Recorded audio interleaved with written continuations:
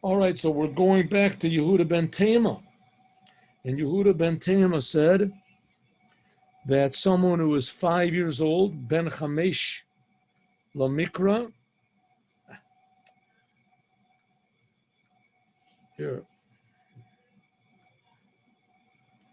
he said that anyone who is 5 years old, why can't I just...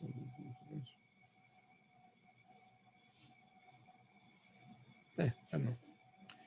He said, Ben Chamesh Lamikra, one who is 5 years old, should learn Torah. One who is 10 years old, Mishnah. One who is 13 does the mitzvahs, but bar mitzvah. One who is 15, he learns Talmud. 18, you get married. 20, you go to work. When you're 30, it says you have power.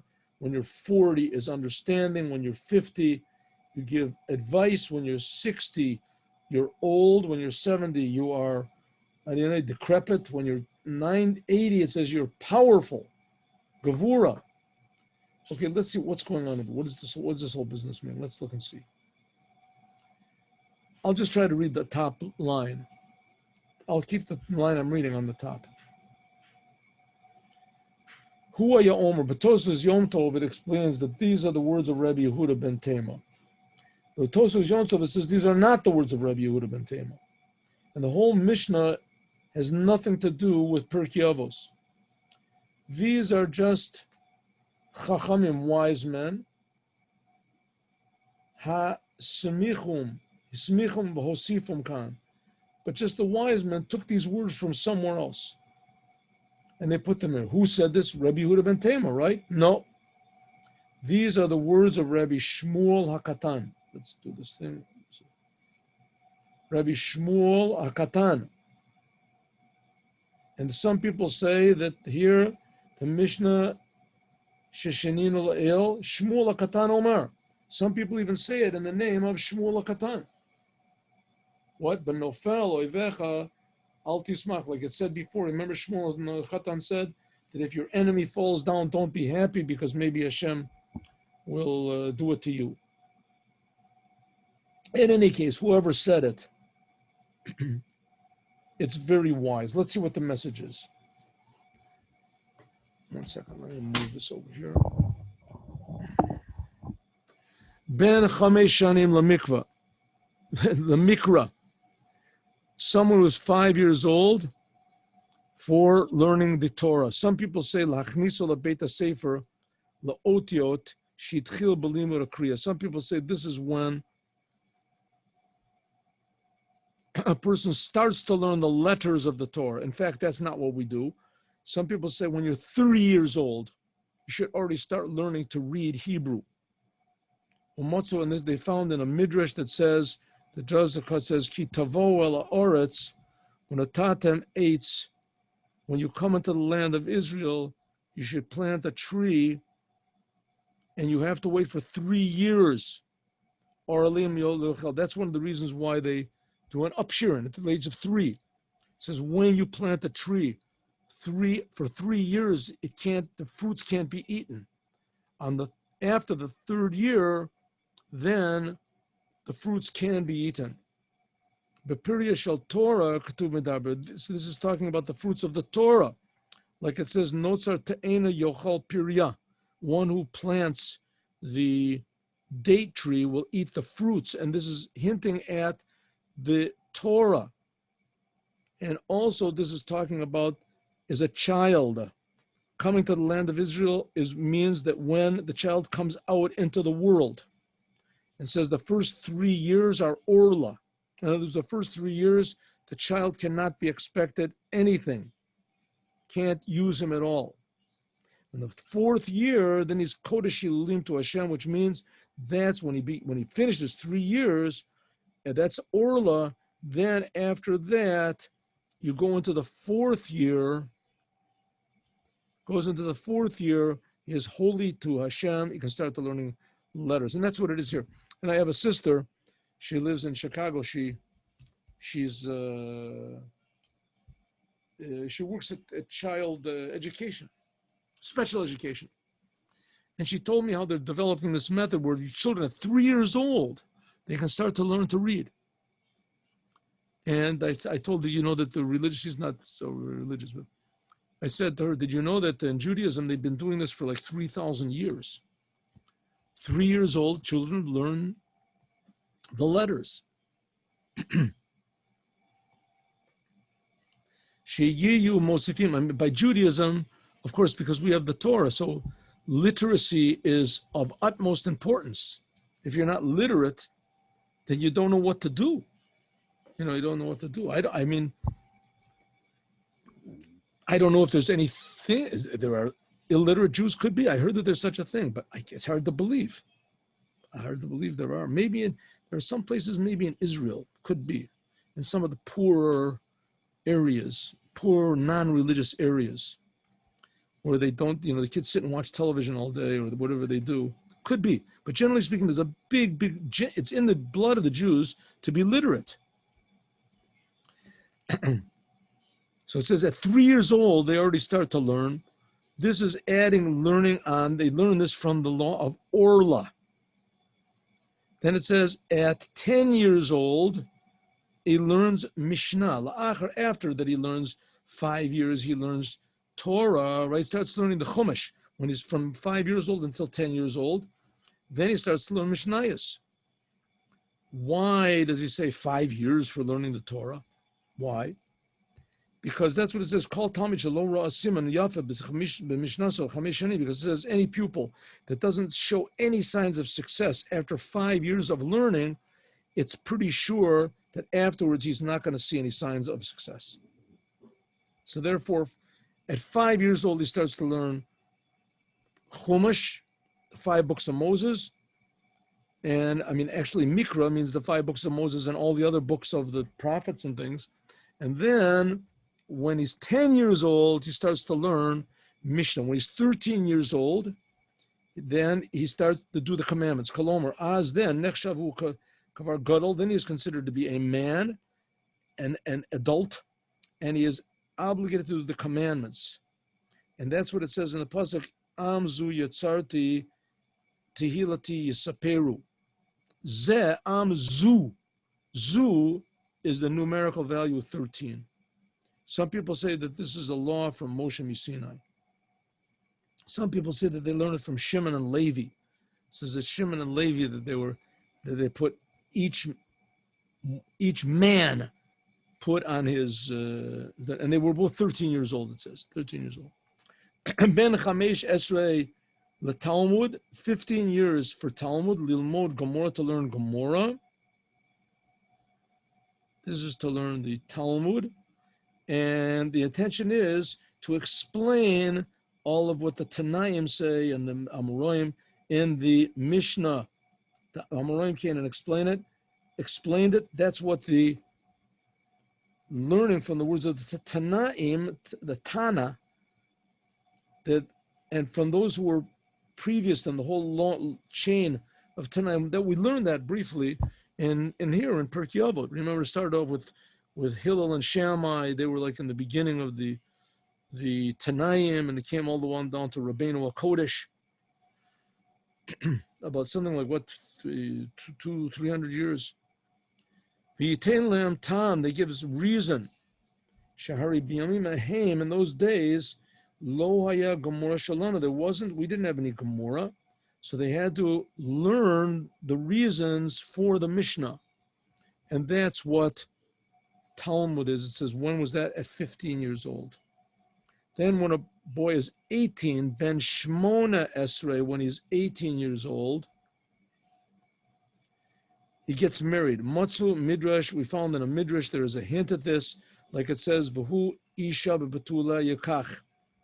And it says that it's talking about the Kohen. It says the Kohen must take a woman who is a virgin. Who is the gematria 18? Rashi explains that 18 times in the Torah is written the word Adam from Bereshis and Ki Me'ish Lokach Azos. Until from the time that man was created until he called Chava, she was created, and he called her by the name of Chava. He called her Isha. Isha because she was taken from the Ish. So what do we have so far? We have at 5 years old, you should start learning the scriptures. At 10 years old, he learns Mishnah. At 13 years old, he does the commandments. 15 years old, he learns Talmud. 15 years old, Talmud. When he's 18 years old, he gets married. When he's 20 years old, Lirdof. What does it mean, Lirdof? To pursue. What does he pursue? And so he says like this, that if he hasn't married a woman, hasn't gotten married until 18 years old, then he should run in order to pursue a woman and not wait at any case.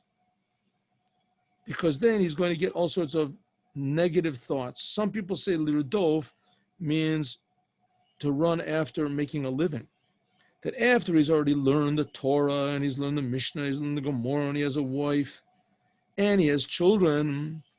So now he has to find a way to feed himself. Some people say lirdov. What does it mean, lirdov? It means when he's 20 years old, then he can go to war. Then he can go to tzava. Like it says from when they were counting the people in the desert, so it says from 20 years up, Kol Yotzei Tzava Yisrael, all those who go out to war. So from 20 years old, they went out to war. So there's 3-4 different explanations. What does it mean to pursue?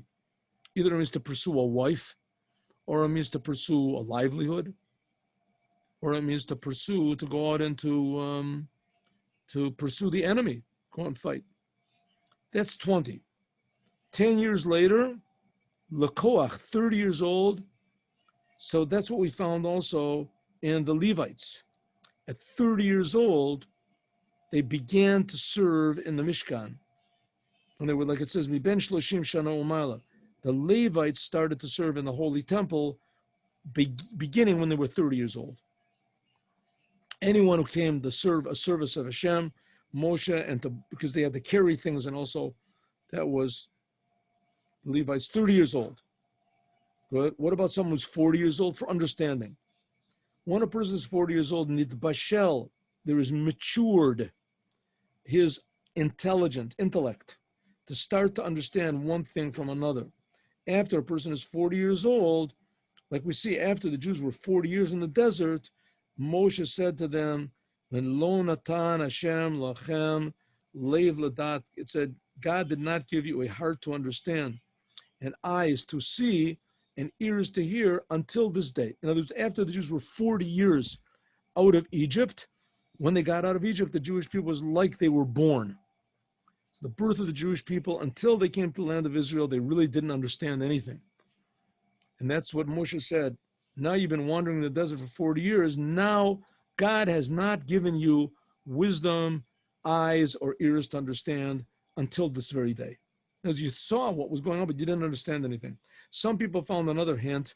Where does this idea of 40 years old is for understanding? Because it says, Ulavavo yavin. Ulavavo yavin. Lavavo, this is the gematria numerical value of 40. Livavo, 40. Lamed is 30. Base is 4, 2 and 2, and Vav is 6. That's Lamed is 30. 30. Okay, next. 40 years old is for understanding. 50 years old is to give advice. In order to give advice, you have to have two things. First of all, the person has to be intelligent, and also a person has to have a little experience. When a person reaches 50 years old, he's already seen a little bit of the world, and still his mind is strong. So it comes out that his advice is refined because of these two reasons that are necessary for advice: intellect and experience. And also it says by the Levites, Mi ben 50 shana yeshuv mitzvah avodah, that the Levites worked until they were 50. says, then they would stop working. V'sheret et achav. Then they would serve their brothers. What does it mean? What type of service do they do? It says that when they were 50 years old, they stopped working in the Holy Temple. It says, they would give advice and teach them how to do the work in the temple. 60 years old, that's when it says you're elder, you're old. Like it says, Tavo and Bekelach alai kever. Bekelach is the gematria 60. So we'll come to the grave or something. This is the gematria of 60. I guess he's approaching the grave. When it means old, it doesn't mean that he's old physically. I mean, he becomes old as far as wisdom goes. Shiodea l'ta'amim chachmato b'divrei tam. He'll understand things very well. It used to be that way. I mean, maybe it's going to start coming back again, but it used to be that old people had a certain wisdom. You would take advice from an older person. The older person he was, in a way, the more valuable he was. And nowadays, it doesn't go that way so much. And nowadays, everybody thinks they know everything. And you don't really have to know that much. All you have to do is just know business. There's not really that much interest in, life, how to live a meaningful life. That you ask old people for their experience, you don't care. So that's why it says, there's another pasuk in Job where it says, in 60, there is wisdom. When a person is 70 years old, it says, by David HaMelech, Vayamos b'Seiva Tova. It says then that's when he reaches, what do we want to call it? How do they say that? What's the word? Really being elderly, old age. The days of King David were 70. 80 years old is for power, like it says, Ve'im b'gavuro shmani shana. The Rebbe had a very interesting sikh about this, and he said that when a person is 80 years old, a lot of times people look at themselves, they're 80 years old, and they figure, that's it, I'm old, I'm just sort of wait around until they put me in the coffin. And I, enjoy what I can, feed the birds or the pigeons or something. So the Rebbe, that's against the Torah.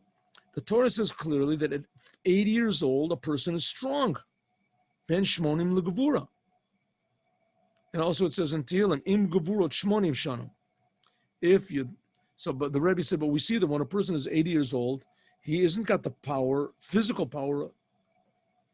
So the Rebbe said, no, in fact, when he needs it, he'll have it. When a person is 80 years old, he doesn't waste energy. When he needs the power, he'll have the power. That's what the Rebbe said. So a lot of it comes also from your attitude. The Rebbe was very, very against retirement. Very against retirement. Because when you're retiring, it's like you're saying, that's it. I'm, prepare the grave. Tishim Shana. Okay, that's when so the Rebbe said, no, it's not so. The Rebbe once said to somebody that I said, I am 90 years old. The Rebbe said, I'm 90 years old, and I still have plans for another 10, 15 years. Ben Tishim Shuach, when a person is 9 years old, he's already bent over. Holech Shachuch Kafuf, he's bent over. Rabbeinu Yonah says, no. Yishpoch Sicho. When he reaches 90 years old, then everything he should devote himself to Hashem. Sicha means speaking to Hashem, prayer, and to learn Torah. And he should speak about the wonders and the miracles of Hashem. And he should learn Torah and do commandments. He's 90. The troubles of the world are not weighing on him. When he's 100 years old, then it's as though he's dead and he's finished with the world. Okay, the Rebbe has a very interesting sikh about this. Let's see the simple meaning. When a person, do we see that his eyes don't work?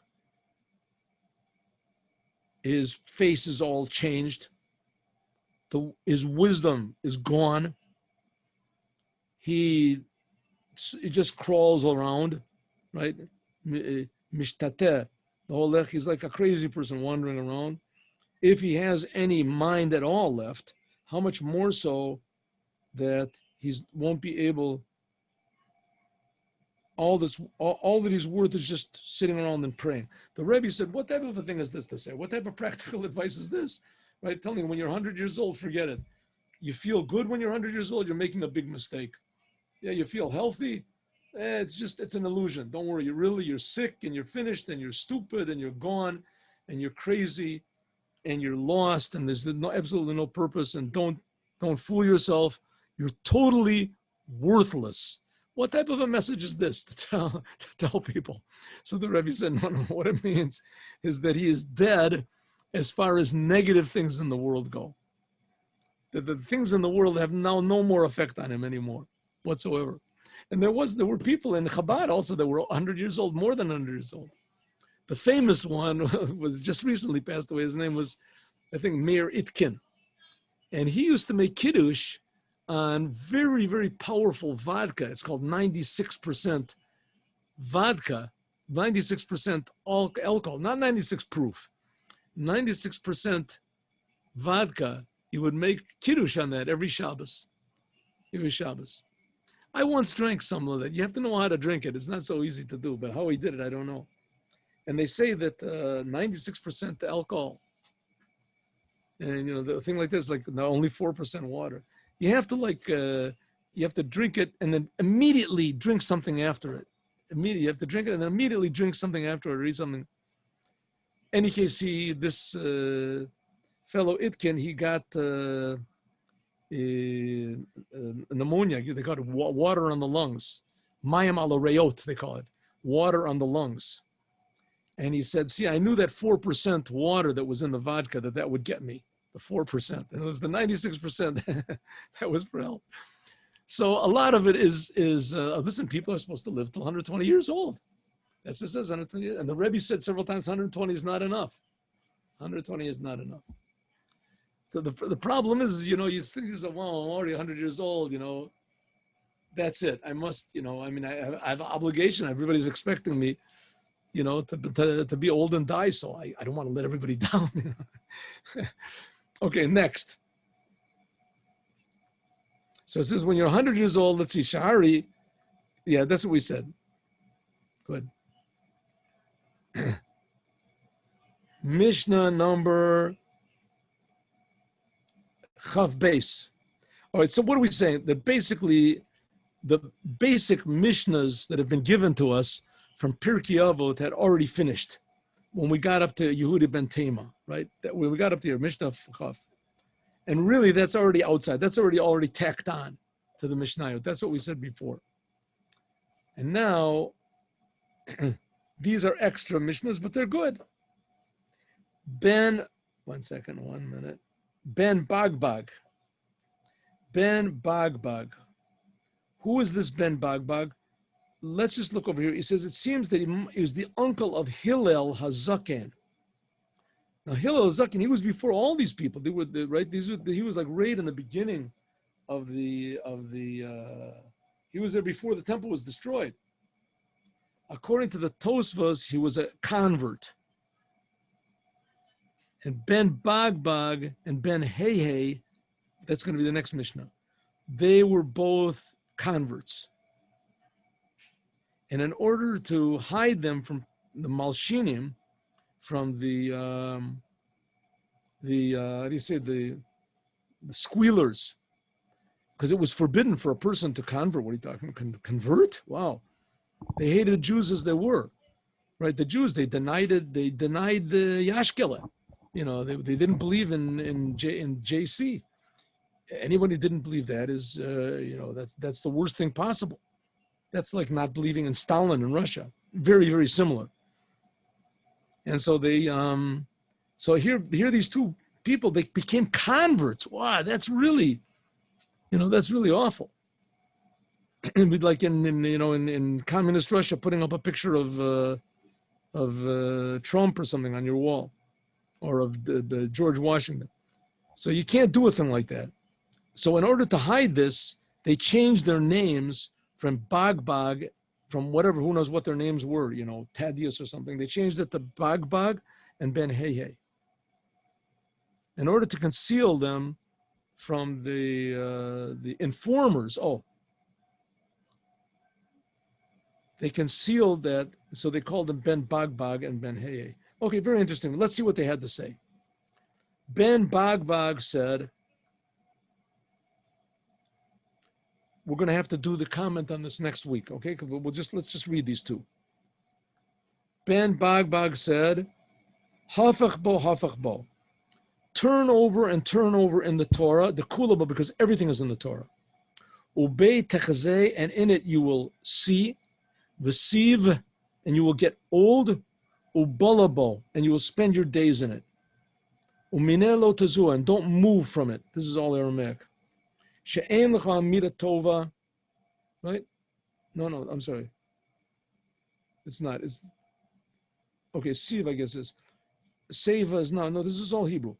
The ein lecha mira tova minu. There's nothing better than the Torah, and we're going to go over this, and we're going to see what this means on Sunday. Next, Ben Heye said, "Lefum tsara agra," very deep words.